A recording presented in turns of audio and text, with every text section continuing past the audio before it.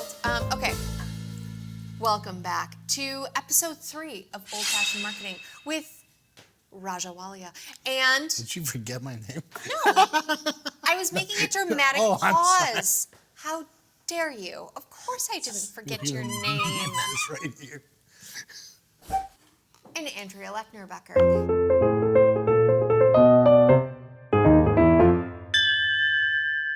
Right now, we're going to talk about careers in, here's the thing. I'm going to be completely honest with you, audience. We've had a little bit of a conversation about what is this episode? Is it careers in operations? Is it careers in marketing? Is it careers in just being a fucking badass that gets you paid a bunch of money?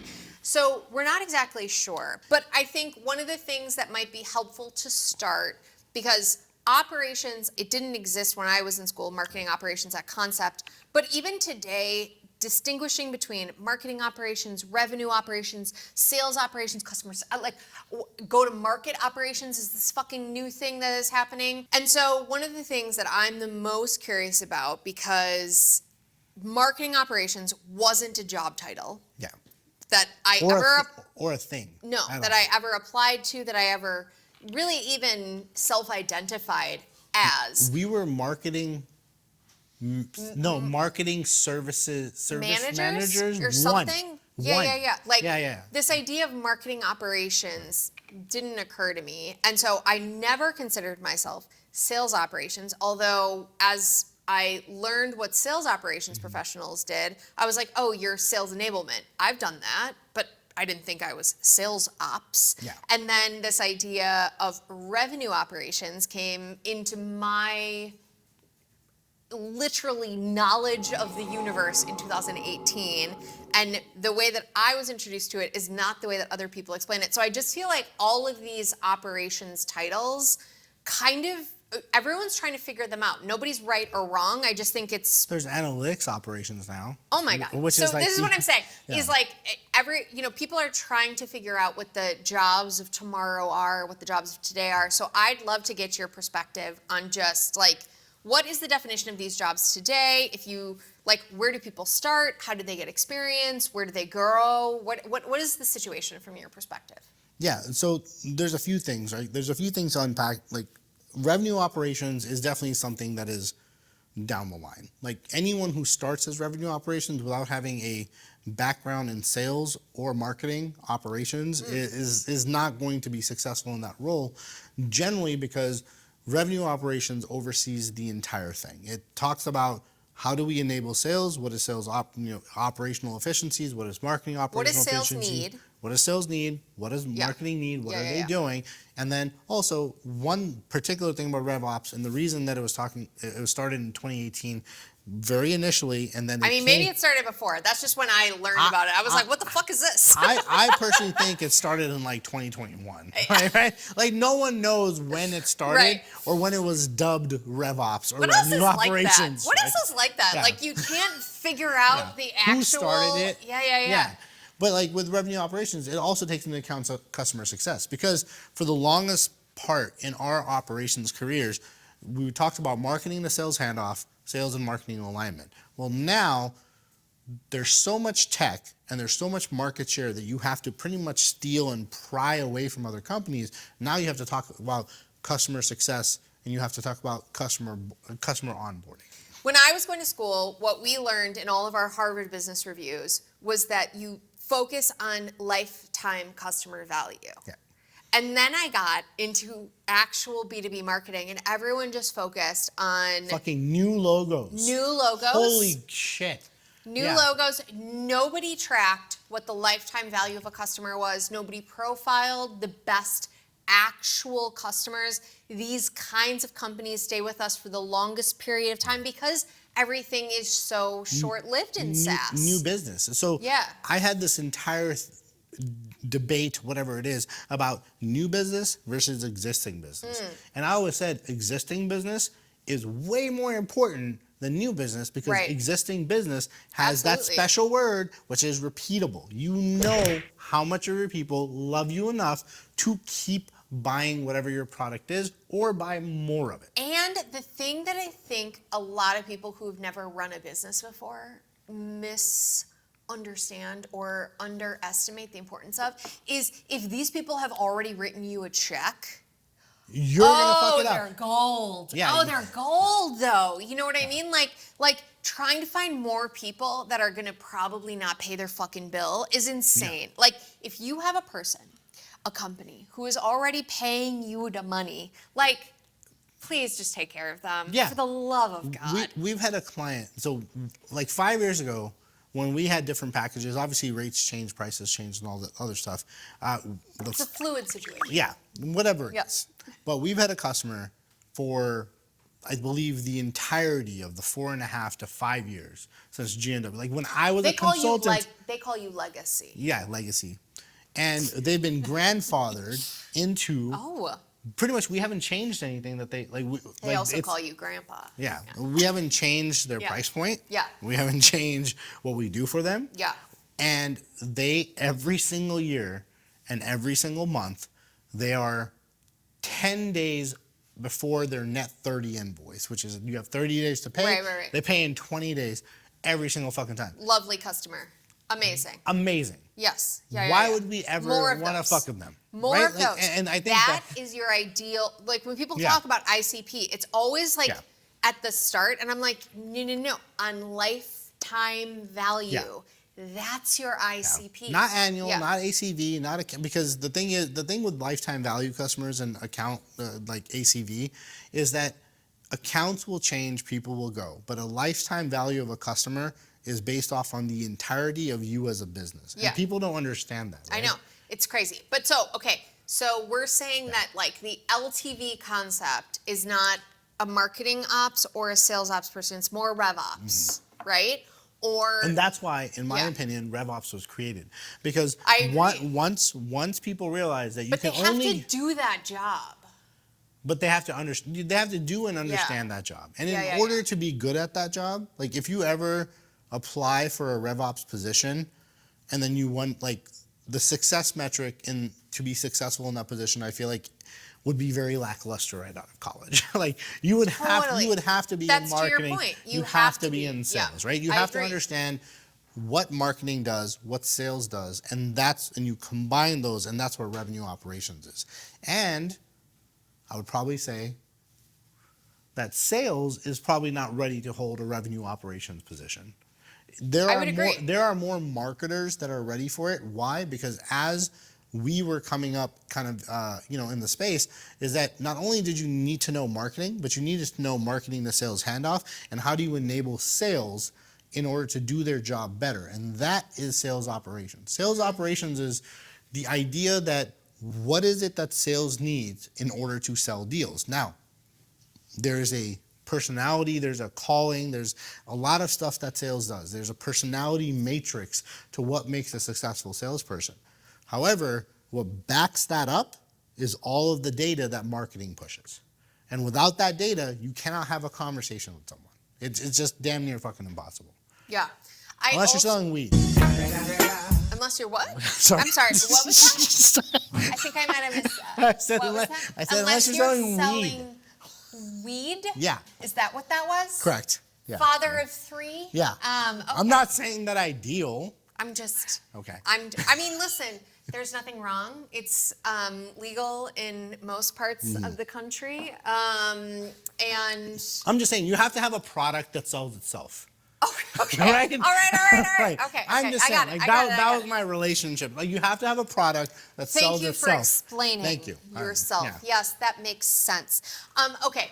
So, and I typically tend to agree. Of course, we're biased because we come from marketing operations. That's why I'm so passionate about like people learning about these kinds of roles because I feel like they don't understand that they even exist. And I think people that work for you, right? Like I've met people that are on your team that are like, I didn't know that this existed, right? And they're in their 20s. So I think one of the things that I'm passionate about is spreading the word that like, these are great careers. They're going to change with AI as we've talked about. But like, if you can get under an umbrella of a company that's forward thinking, that's going to help coach you, train you, like really support you in your learnings, which I think is what you're doing, like it's a great potential. So I think one of the questions that I have for you is, like, you and I both started at LeadMD. Justin hired us at the time. I was hired by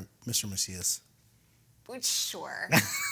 Same, but also, not really. Because not. Justin said no, and Macias said, "Fuck it, I'm gonna hire this brown for you? kid." Yeah. Oh, for me. yeah. They both said yes to me. Yeah.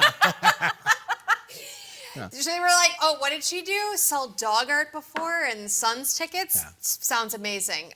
She has no idea what a landing Ryan page was is. super hungover when he interviewed me. They were like, "No, she has no idea what a landing page is. He's like, "Hey, let's this do it." foreign exchange student works perfect. Let's hire this guy." He's So, he's not even negotiating salary. We're 100% down. Anyway. Well, you don't want people negotiating salary with you. Yeah, you know what I mean? Just take what he's gonna give All you. right. Anyways, all right. Circle back. Circle back. Okay.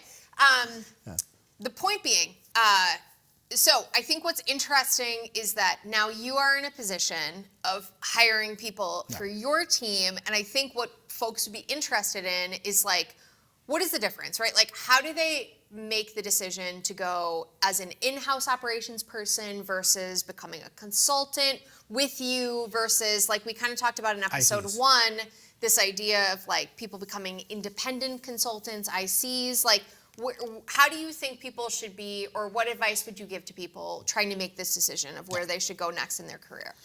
And one of the things I want to highlight is, like, I've been all three. Yeah. Right? And so, like, when I first graduated from Arizona State University, I worked at Verizon Wireless as a communication coordinator, which I coordinated communications of emails, which is really, like, is literally what we, email marketing at, like, its infancy, right? And after that, I became an independent, actually, I worked at LeadMD, and after I left LeadMD, which she was very sad about, couldn't sleep for days, I'm telling you, months, actually, yeah, I eventually became like an IC for a little bit, aka independent contractor. And one of the things that has always had me come back to consulting, the reason she can't leave it even though she claims to be retired, the reason that she cannot get away from it is it's a mindset. In-house is a very, very, I'm going to do this for one company, but the thing with consultancies and the thing with independent contract, and more so with consultancies than ICs, is that you have to constantly be thinking about different companies, different go-to-markets, different strategies. As an independent contractor, I have one skill set. I am not the best at fucking everything in the world. There's plenty of things that she's better at. There's plenty of things that other people are better at. But when you have a consultancy, you combine that skill set. You have a group of people that are advocately waiting and trying to help you grow in whatever that you are not good at. I had to learn coding. You had to learn coding. Why? Because you know that phrase that people say that something I know just enough to be dangerous. And I think that phrase is what echoes consultancies. You have to learn all of these aspects that you're not comfortable with, but you know just enough to be dangerous. To be dangerous. Well, and I think that that's the big thing. So we talked about this, I think, in episode 1 or 2. Who can remember? It's almost empty. It's our third drink. But I do think, like, that's the big difference between working at a consultancy and working for ProServe at an organization like a CRM company or a marketing automation company or whatever, is that you only learn that technology. And I think the big benefit, well, you're forced to, because when you work at a ProServe for a company, you're not allowed to expand onto what, like, hey, do you have Salesforce, or you have these 17,000 other technologies that connect into this one platform? But you know what? Don't worry about that. Just lead them to the product docs. Right. Well, and I think it's fine, right? Like, I think I don't think that is. No. I think it's okay. I think there are brilliant people that I worked with, especially early days in Marketo, that they only knew Marketo, but they understood that they only knew Marketo. And that's okay. If you want to really... I'm going to red flag that. Okay, but hold on. Let me just explain to you a thing, okay? So it's okay if you are the kind of personality that just wants to focus on one client and becoming really, really good at something. I think that's a big company pro-serve mentality. If you want to focus and you want to be really deep into a certain line of skill set, I think that's okay. If you want a broader skill set, you need to go to a consultancy. If you want to be your own boss, which I think a lot of people overestimate their ability to be their own boss, I think it's really hard to generate income. I think it's really hard to just do things on your own. It's really fucking lonely. I think people underestimate how much being an independent contractor or consultant it's a really hard job. But I think if you really want to go deep into technology and in one company, because that's what the really good pro-serve people, they work one company for like 6 months. You're like on Google. Yeah. And then, but I think with a consultancy, the thing that I think the thing that you enjoy, the thing that I think people like us tend to enjoy is this idea that you get to learn in one day, you could talk to 8 different industries with 8 different problems that you get to solve. And to me, you learn so much. So like when I used to recruit for LeadMD, I used to say, if you want to be a Marketo dork and like be unstoppable to get your next job anywhere on the planet, work for me. Like because, and I think that that's the same thing that you offer, right? Like you get to work across industries. You're going to get into businesses you'd never think of. Yeah. And it's fucking fun. So if you're a dork about business, like I really do think that like consulting is dope, but it's not for everyone.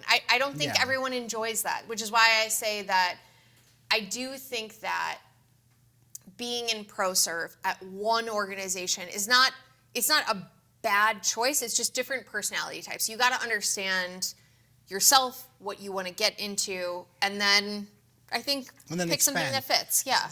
The reason that there's parts of what you said I don't agree with is because in the modern day tech stack world is that you would have to work at that company in order to do that. Like you could be very good at Marketo, but you would have to work at Adobe. Right, yeah. Right? And that's the reality of it. Like there's not a company in the world that aside from the product company that it sells, right? Like Adobe sells Marketo products, Adobe Experience Cloud, whatever it is. If you want to be really honed in on Adobe, you have to work at that company. And the chances, like, I mean, they get what, like a bajillion applications a day or something like that. Like, you know, the idea. That's a stat. Yeah, that's a bajillion. Yeah. Is what they get. Yeah. All I'm saying is it's definitely harder to get into those. Yeah. However, when you talk about the broader market, you have to be a little bit more of a Swiss Army knife.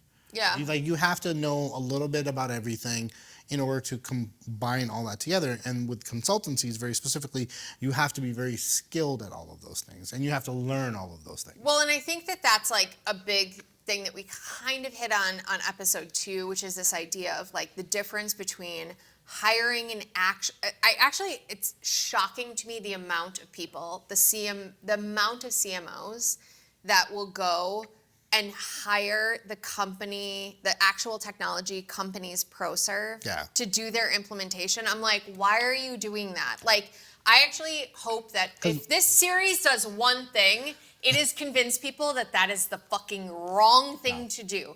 Never hire Salesforce's ProServe to do your implementation. Yeah. Never hire Adobe's ProServe to do your implementation. Like, never, because this exact thing that we're talking about, you do not they understand their product, but they do not understand how that data transfers to any other product in your stack. I think you have to work with somebody like you. And the bigger thing about it is that they don't care. Right? Like, here's the thing. Also true. Right? Yeah. When you give them money to buy their product, it is up to you and your team to implement an in-house. When I say in-house, that means you have to take that product and make it work for you. They do not care about all of the other technologies that you as an org are using, nor do they really give a shit about it because it doesn't matter. You've bought their product. This is what their product does. how it integrates with all these other things is a afterthought, right? Yeah. The reason that ProServe has 80, 60, 70% discounts or something like that is because it's not fundamental. Like, Because it ain't as good. well, yeah, but at the same time, like, they only consult on the product that they sell.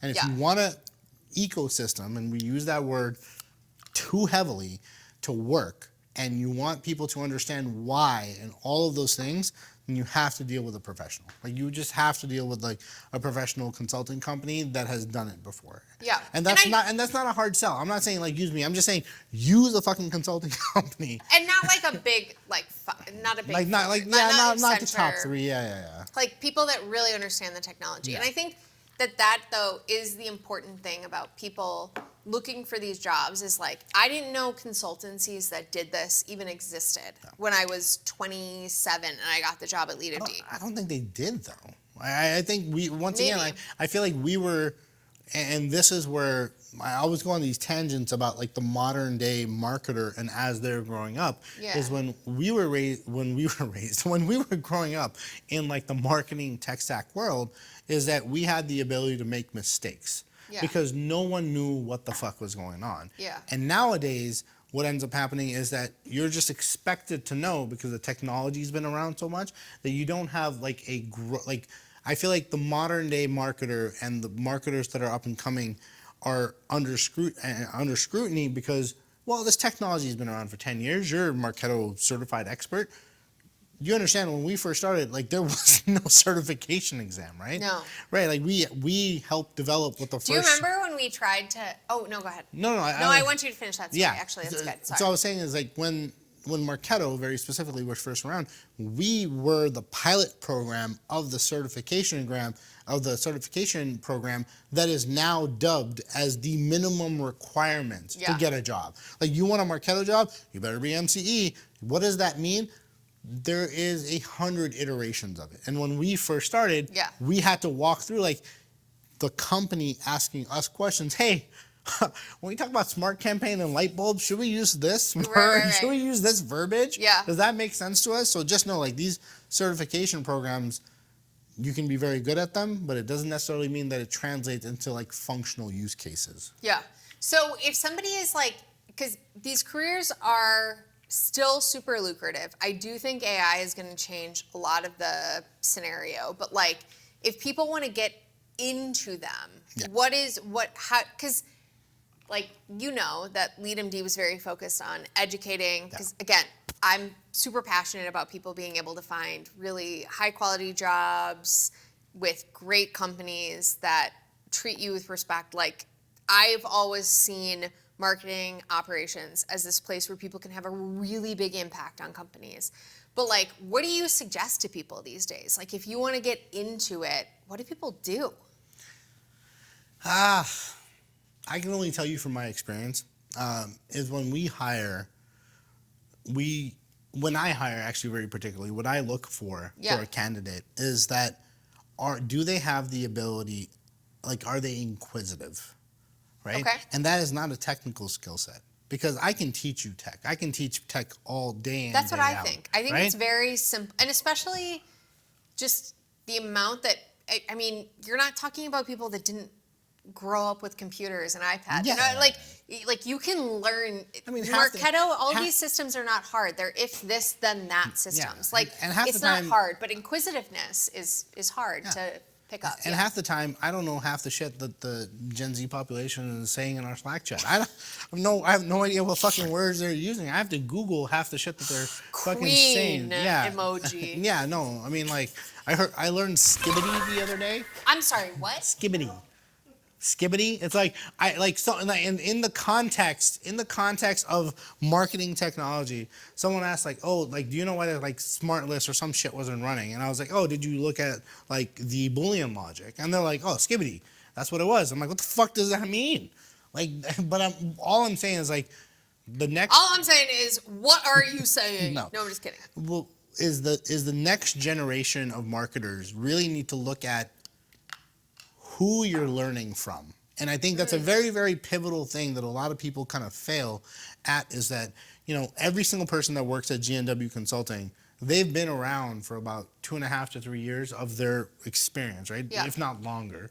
And the reason I feel like they stick around is because when we mentioned in episode 1 is that the entire leadership team has been around so much Yeah. is that when you have a question, we have an answer. Right. It's not like you're asking me a question. I'm like, I don't know if I can look at the product docs. Like, Google that shit. You know, like that's what your generation does, right? Like, and I think that's what the newer generation really has to look at in order to learn stuff that we had the luxury to fail and learn and fail and learn and tell the support team of the product that didn't know what the hell they were doing at that time that you need to fix this.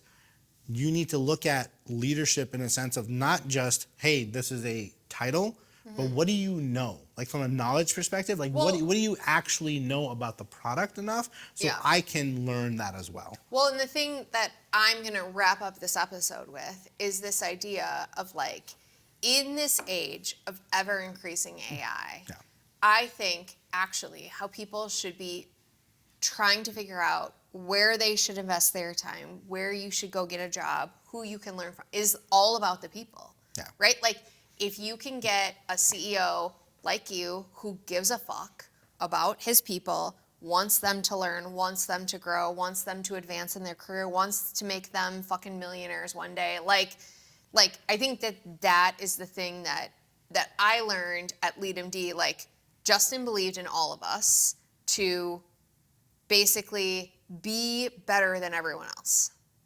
ultimately. And that's ultimately the goal. And I think that if you find people who are willing to invest in you, super rare. Yeah. Super rare, right? Like the amount you invest in your consultants to get them their certifications, to invest in their trainings, like that is, it seems like table stakes, but it's not. Not today. Well, look at all Nobody does that. Accenture is not going to fucking do that. Look at all the LMD. You know? Look at all the LMD alumni, right? Yeah. Right. If you it's crazy. Like you're always like, who do you know? I'm like, I know all the same people you do. Yeah. Like they're crazy. They're but I'm good. saying, like, look at the LMD alumni, right? Yeah. Like, where are they? Where are their roles, right? Like, where are they currently in their moment in time? And if you look at every single person that worked at LMD before, is that, to her point, when Justin said we are going to invest in people, we're going to invest in your knowledge and your growth, every single one of them is in probably positions that you would want to be in currently. Yeah. If you're starting in operations, you're like, hey, I aspire to be a CMO. Well, there's a CMO. I aspire to be an independent contractor and run my company. There's plenty of those examples. Literally, I run a company based off on everything I've learned. So all I'm saying is that when you talk about careers and operations, you really have to, in today's world, look at who is the leadership team and are they investing in you, but also, can you reach out to them? And I'll tell you right now, this day, like we have a 16, 17 person consultancy. We're very successful. We have a lot of good ticket clients like NASDAQ, University of Irvine, Janie and Jack, Yokohama Tires. But there's not a single person that's like, hey, I'm going to go out on, like something's not working. I will still chime into Slack, be like, hey, you checked the smart list? Did you check this? What's this? Give me the login details. Let me double check it. Why? Because my mind has always just been geared for that. Yeah. So ultimately, what I'm hearing is that job titles, the definitions of those job titles are always changing. But I think the most important thing people can do is really find people who are going to invest in their growth and their development and sign up with them. Yeah. People generally want to work for G&W Consulting, not because they're like, oh, that's a really cool company. They're like, wow, you've done all of these things. I can learn from you. Like, this is how I want to expand my career. And 3-4 years into a career, if someone has pigeonholed you into a campaign operations person or something like that, then that's on the company. And I'll tell you right now is that one of the benefits outside of many other financial stuff for working at G&W, and you can ask, like, feel free, go on LinkedIn, find everyone that works here. Connect with everyone and ping them, is the fact that the amount of knowledge that you gain is dog years worth of experience. Yeah. And you have a leadership team that is devoted to getting you better. And I don't think that exists a lot anymore. No, I agree. All right, well, hey, Raj, thanks for... Hopefully to the SD card not failing. Cheers, number 1. And also, to you starting G&W, to us meeting at LeadMD. What a great fucking decade. I know, It's right? been, man. It's been super God fun. Damn. Cheers. Old-fashioned marketing, buddy. Cheers.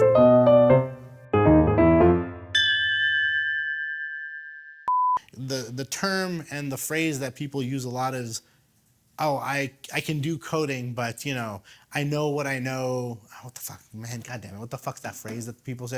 Phrase of like, I'm dangerous with just enough that I know, right? Like that's not what the phrase. That's what you want to say. To be dangerous. I know enough to be dangerous. Okay. I know enough just to be dangerous. No, just comes first. I know just enough to be dangerous. Yes, Fuck. Okay.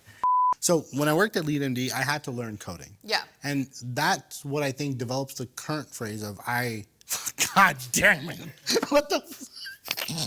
So when I worked at LeadMD, I had to learn coding. You had to learn coding. Why? Because you know that phrase that people say that something I know just enough to be dangerous, right? Yeah. And that, yes. Anyway.